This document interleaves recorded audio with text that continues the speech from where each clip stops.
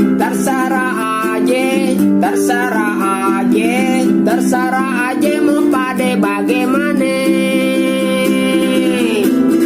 Pahlawan kesehatan juga para relawan udah banyak berkorban habis-habisan. Kita berbulan-bulan semua diperjuangkan, jangan sampai gagal karena kebodohan.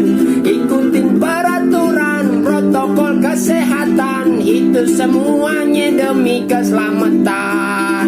Pakai deh perasaan, kita punya pikiran, di rumah sakit dokter pada kewalahan. Sampai kapan ini berhenti kalau kita nggak peduli, nyok gotong royong pakai hati nurani. Tutup rantang, emang pengen senang lu doang.